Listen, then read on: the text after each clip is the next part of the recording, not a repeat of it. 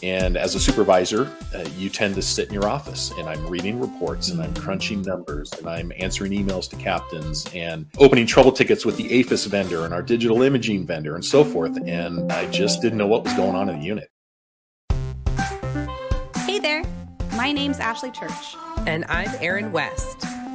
We were once newly promoted crime scene and latent print supervisors on mutual struggle buses as we both simultaneously tried to navigate through the challenges within our forensic units.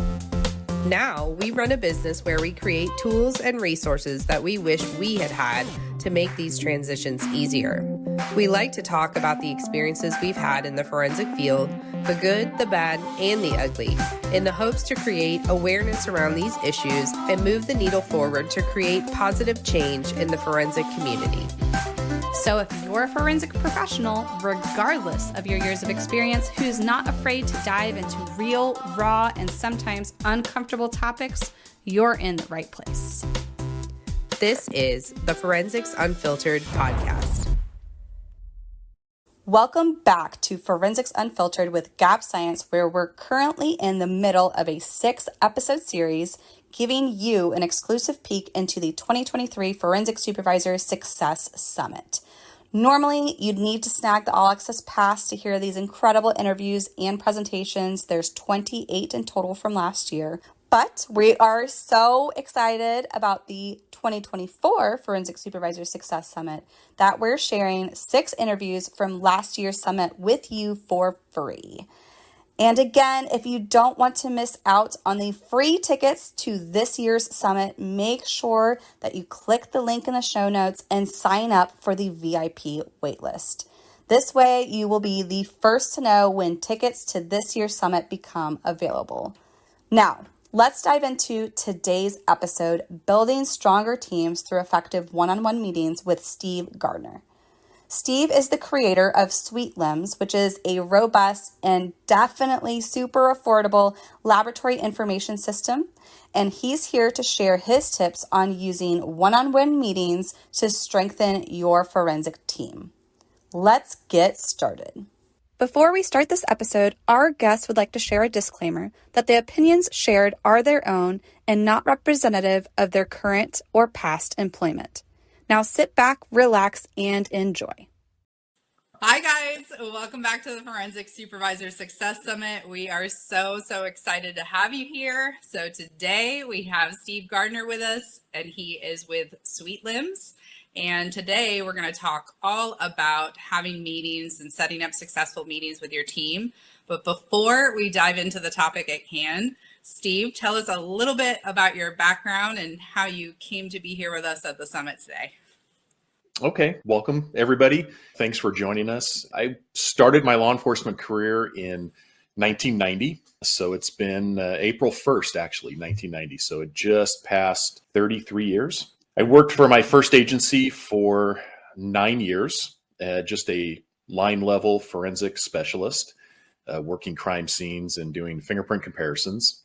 After 9 years, I had been working nights and weekends and was kind of getting tired of that. So I found an agency that worked a day shift operation, Monday through Thursday, nights off, weekends off. We were on call, but that sounds dreamy. I know. I was willing to risk it for weekends off and not having to work graveyard anymore. So I ended up leaving and went to that second agency, and I worked there for 18 years. And I worked my way up into a supervisor position there. And towards the very end, it was a great agency, and I still love everybody that I know that works there. It was smaller. So we only had 3 full-time people and 1 volunteer working in the unit. So I had pretty much done everything that I could do there. And I got to the point, I'm kind of my personality is I'm always looking for something new and I want to make the unit better. And I had kind of topped out there. I either needed more people or more money to do something different. So I started looking around and I found another agency that was much larger. They had a supervisor position open. So I went ahead and threw my hat in the ring and I got hired. It's the 10th largest by population in California. And the unit right now is staffed with 9 full-time forensic specialists. We have an office specialist and we're down 2 positions. So it's a total of 12 or 13 when we're fully staffed. So you took on a huge So challenge. I did. And the unit runs its own APHIS system. We're not part of the county. So beyond just working a 24/7 crime scene operation, we also have our own APHIS system, and I manage that part of it also. So I was looking for more responsibility, and I got it. Yeah, So it's a lot of work.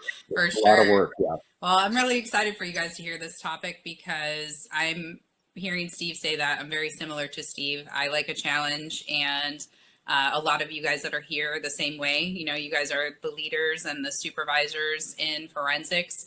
And when there isn't opportunity at your agency, that often means that you have to leave and go to another agency to find that opportunity, because there's only one supervisor position, and supervisors stay in those positions for a really long time. So Steve kind of came in from the outside into a new department, which is always a challenge. And he kind of implemented this new process that worked out really well for him. So I think you guys will find this information interesting. Okay, so when you stepped into your new position, you decided that you were going to implement individual meetings with your team members. So what was kind of your thought process behind that? How often did you decide to do that? All of that. Tell us that information.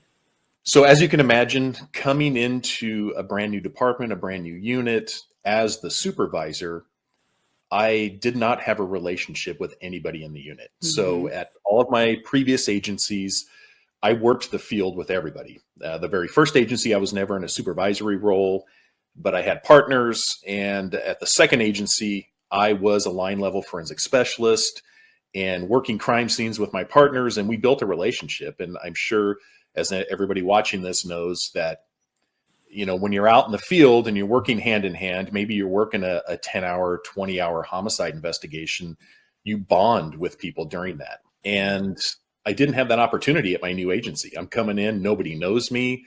They don't even know if I know how to do the job. They're just trusting that a captain and a lieutenant said, yeah, you're a good guy and we'll hire you. So I needed to build a relationship with everybody. And being in the supervisor position, I didn't have the time to go work the field with everybody and ride along with them all day. So I started doing some research in the business world and found that a lot of private sector folks were having these one-on-one meetings. And I thought that would be a good way for me to build a relationship and build some trust with everybody in the unit. I looked at how I could do that. And originally I thought, well, let's do weekly meetings. Well, I set it up so that we were doing 20 minutes at a time with every person. So with 10 people, 11 people, you're burning a lot of time throughout the day. Yeah. So I found every week was a little bit much. So pretty quickly, I changed it to every other week. In the beginning, it was very formalized. I had notes and kind of had an agenda for myself, and I would go through it and hit these topics that I wanted to talk about. And over the years, now I've been there just a little over 6.5 years, it's a lot more natural. I don't have an agenda anymore. I needed that, I think, in the beginning because I didn't know them. But now I know them. I know their personal lives, their families, their pets, and the conversations flow a lot easier. So I set it for 20 minutes. Some people, we would talk for 10 minutes and the conversation would kind of fizzle out. And other folks, we would talk for an hour. So I just kind of let it happen. I didn't say, well, time's up, 20 minutes, let's meet in 2 weeks again. And that's just kind of how it started. I also, in the beginning, when I started working there, was having like every 6 months, a group meeting with everybody. And I found that wasn't as productive. I was getting a lot more out of the individual meetings. We had an agenda for the group meetings, and real quickly we went off topic and it turned into nothing that I had planned about.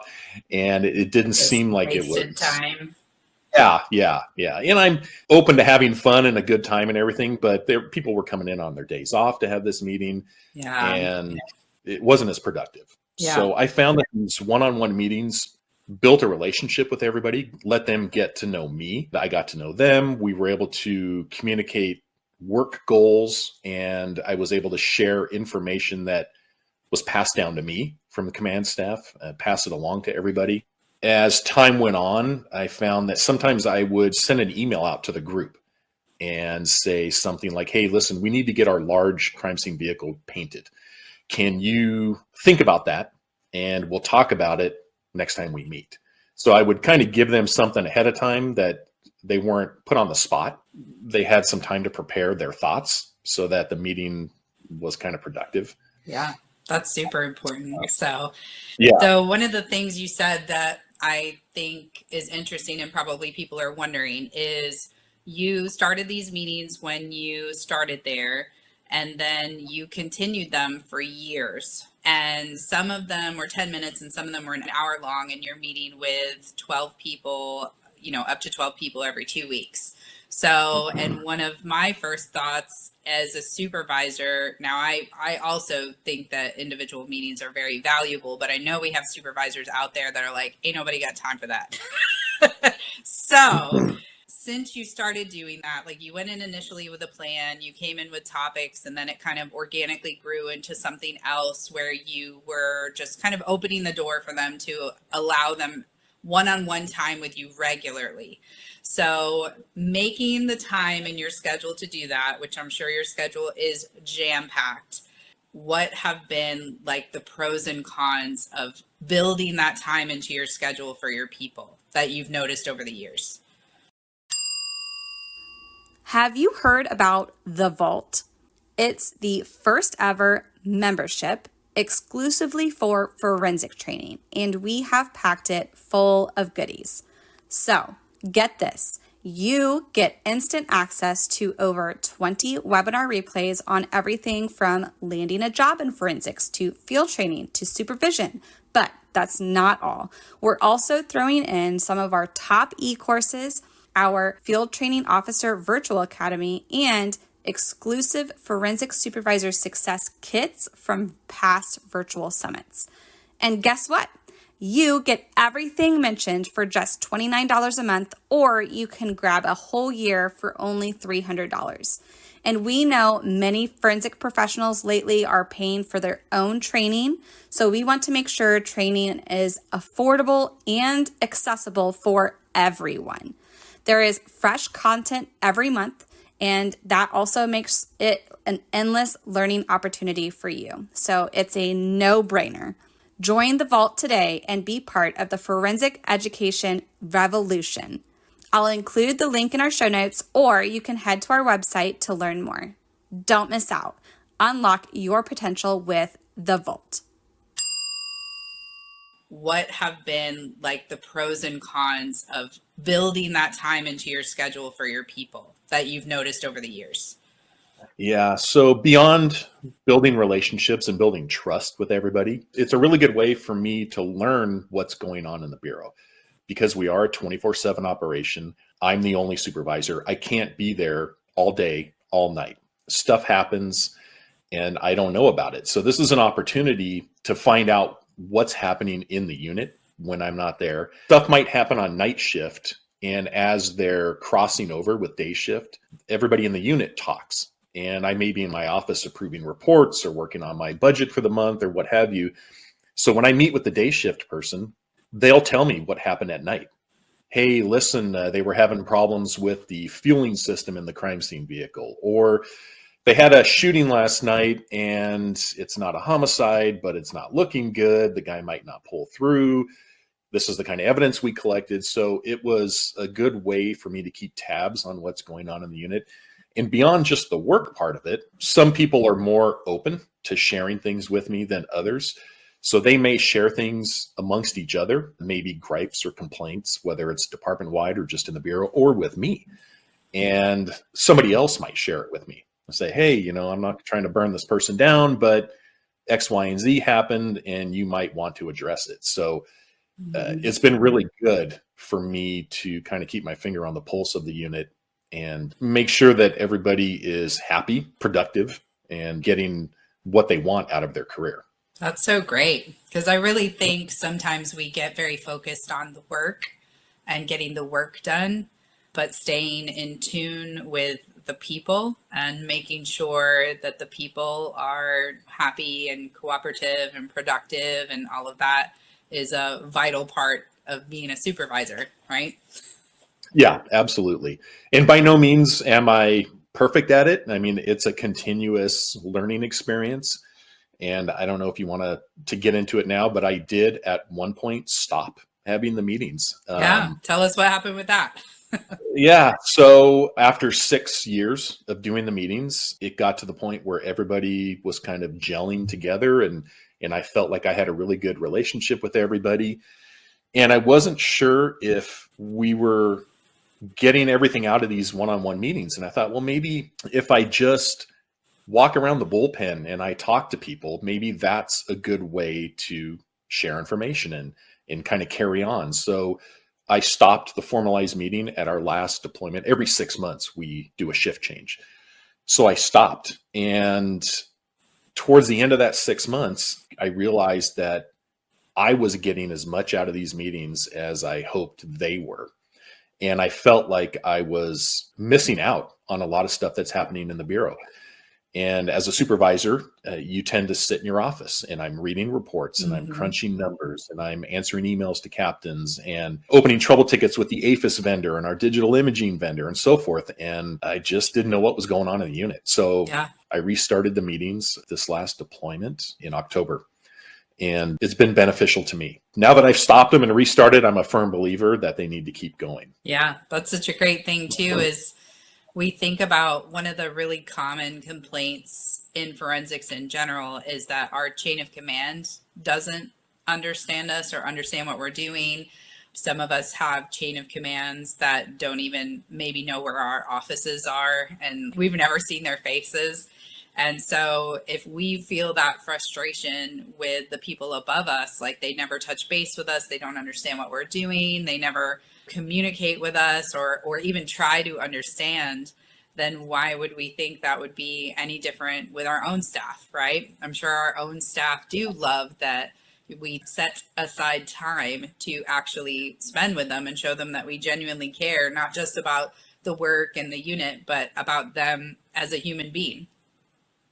Yeah, and I do care about everybody in the unit, and I started to assume that they just knew that. And it's like, well, they don't necessarily have to see me every 2 weeks face to face. I mean, they know I care. Yeah. And just after that 6 months of not doing it, I kind of felt like, well, it's just not working out. I need to talk to them one-on-one. And there are times when they'll shut the door and we'll have a private conversation that they don't want everybody else to hear about. And so that's a good time to have those conversations also. On a side note, you were talking earlier about time and scheduling and being busy. With a 24/7 operation, I do have to make sacrifices as a supervisor. So my schedule is crazy. Every other week, I have somebody that works 6 p.m. to 4 a.m. on the weekends. So Friday, Saturday, Sunday, Monday. My shift is 6 a.m. to 4 p.m. Monday through Thursday. The only day I overlap with that night shift person is Mondays. So I end up getting to work at 6 a.m. and I stay until 6 p.m. when she gets in, and we talk sometimes for an hour. So I'm there till 7 p.m. and I don't get paid overtime for it. So what I'll do is I'll flex my schedule and I'll take a few hours off on one of the other days. But there are sacrifices to meet with the graveyard folks and the swing shift folks. You need to make sacrifices as a supervisor. And I think that just is the nature of the beast. When you accept the position, just know going in for sure that you're going to get pulled around into different scenarios that not everybody else is going to be subject to. Yes, there is a lot of sacrifice for the position. I think that we talk about this a lot in our supervision class, that a lot of people step into the role for the money, and it's not worth the money. No, not at all. You legitimately have to do it because you love your team and you love forensics and you want to do what's best for the people that are assigned to you, because the money will never be enough compensation for all the work and stress and everything that goes into it. So I was going to say, I think, if you look at the salaries, somebody working night shift who's going to get a shift differential pay, and they're going to then be on call for court during the day because they're not working, their salary is probably pretty close to mine after that, without all of the other. Now, granted, they have to work nights, depending on their home life or what have you, that might be a sacrifice also. But yeah, salary is definitely not necessarily commensurate with the hours you put in or the responsibility that you have. So you're right. You do have to want it, and you have to kind of have the personality that wants to make the unit better and kind of leave your mark. I agree. So something else you mentioned that I think is a good thing to talk about is sometimes, because as a supervisor, you are working on all of these other projects and things like that, sometimes supervisors can get in the habit of only calling people into their office for negative things, right? And so then it becomes this stigma with your team that every time you're getting called into the office, it's like, oh, I'm getting called into the boss's office, which you really shouldn't do. You should be calling them in for positive and negative things. But I feel like if you are going to schedule regular meetings, it kind of removes that whole stigma, because people know that everybody's going to come in for that meeting. You're going to talk about positives and negatives in that meeting. And it kind of just becomes just a regular habit for the unit. And it probably removes some of the stress of getting called into the supervisor's office. Do you find that to be true? Absolutely. Absolutely. Now, I will say that I'm very fortunate. I would be hard pressed to come up with a time where I've had to discipline anybody on my current staff right now. There have been some situations in the past where the people are no longer with the unit. Performance was an issue and stuff, and those were opportunities to talk to them about that. Having that one-on-one conversation on a regular basis, like you said, does give an opportunity to make little course corrections. So I think that might even play a part into not having problems in the unit, where if something starts to become a problem, I know that I can just make a slight tweak and we can talk about it every other week before it gets out of hand. Whereas if you're not seeing the people on a regular basis, something might fester, and I don't know. I'm trying to think of something. They're not booking their evidence in a timely fashion, and it just goes on and on and on, and it becomes a bigger deal than it really needs to be. Mm-hmm. But now that I'm meeting every 2 weeks, I can say, hey, listen, so-and-so was trying to file a case and your evidence wasn't booked, and that caused them to delay and so forth. Could you do me a favor and make sure you get that stuff booked before the end of your shift? As opposed to now, if you don't say anything for a month or two, I've got 5 detectives and a lieutenant crawling down my throat saying, hey, what's going on with your unit? And now you need to really address a bunch of problems. So yeah. And sometimes it's even longer than that people are waiting for the next eval to have conversations with people, which that should never happen. But people are waiting a whole year to really sit down with somebody and be like, what are your goals? What are you wanting to work on this year? Or like talking about areas where they were struggling. I do agree that if you're touching base with your people more frequently, you can do the tiny course corrections all year long versus having a big conversation once a year. So I think Absolutely. That's great. Yeah. And that's, I think, been a real big plus to the meetings for sure. Love it. All right. So this topic has been awesome. Do you have any other tips or suggestions for our supervisors out there that are thinking about maybe starting to implement something like this? Like any lessons you learned along the way that would help them implement it more easily with their team? So I think, the way I started it, I sent out an email to everybody and I explained why I was doing it. I explained how the meetings would be run. I told them kind of where I got the idea and let them know my plan is, let's do it for 20 minutes. You'll have the first 10 minutes. You can talk about anything you want. I'll have the second 10 minutes and it'll be my time to share information about myself, the department, the bureau, what have you. And then I sent out Outlook email invites to everybody. I went ahead and went through my schedule, and I was cognizant of not scheduling everybody on one day where it's like, okay, Monday I can't get any work done besides this. So I spread it out throughout the week. So that's kind of how I started it. So, I mean, if you're looking to do this with your unit, that might be a good way. Just a detailed email so that everybody knows what to expect and they're all getting the exact same message from you at the very beginning. Once the meetings start, they just kind of flow. It doesn't really become that big of a deal. That's awesome. I love it. So you guys try it out and give us some feedback. Tell us how it went. Absolutely. All right. So before we check out for the day, tell us a little bit about your company, SuiteLIMS, and where they can reach out to you if they'd like some more information. So many years ago, I developed this software. Like many units, I found that we were running our bureau on Excel, Microsoft Excel. We were tracking fingerprints, we were tracking crime scene response, and just everything was on Excel. And it became problematic because even though we had the Excel spreadsheet on a shared folder on the server, only one person could access it at a time. And if somebody opened it up and they went out to a crime scene and somebody else is in the office, nobody could use it. I was formally trained in computer forensics, so I had a high-tech background, and I ended up developing a laboratory information management system. And I called it SuiteLIMS, S-U-I-T-E. It had a suite of different modules in it. It turned into something much bigger than I had anticipated. Originally, it was just to track fingerprints. And then I was able to change it to the point where I could track supplies. I could track crime scene response.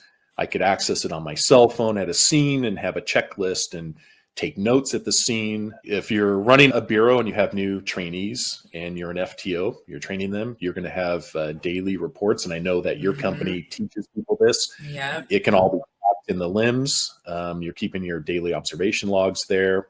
Chemical formulas are part of it. And it's got everything that you need to put out reports and stats for command staff on just about anything. So it's got a lot of different features beyond just tracking fingerprints. So if anybody wants to talk about that more, they're welcome to give me a call. Visit the website, www.suitelims.com, SuiteLIMS.com. Awesome. Awesome. All right, guys. So you know where to reach him if you want some more information. We hope you really enjoyed this conversation today, and we'll see you at the next presentation at the summit. And that wraps up another episode of Forensics Unfiltered. Remember, click the link below. I've included it in the show notes for you, and sign up for the VIP waitlist for the upcoming summit. This will be our third annual Forensic Supervisor Success Summit, and you will not want to miss it. So sign up for the VIP waitlist, and you will be the first to know when the free tickets become available. If you want continued access to this interview, along with over 20 more interviews and presentations, you can grab the All Access Pass to the 2023 Forensic Supervisor Success Summit. But honestly, the Vault, which is our membership, is the best deal. For just $29 a month, you get access to the past virtual summits, a library full of webinars, and some of our featured e-courses. It truly is the ultimate resource for forensic professionals. Be sure to tune in next week for Navigating Crucial Conversations Like a Pro with Chief Cornita Riley. And a big thank you for listening to Forensics Unfiltered with Gap Science. We'll see you next time. Thank you so much for being here and listening to Forensics Unfiltered. If you liked this episode, would you do us a favor and leave a review letting us know specifically what you liked about this topic? It will only take a minute, but it will really help us plan future episodes so we can bring you more topics that you want to listen to. We'll be sure to provide any links from today's episode in our show notes on our website. Head to www.gapscience.com. Until next time, stay safe out there.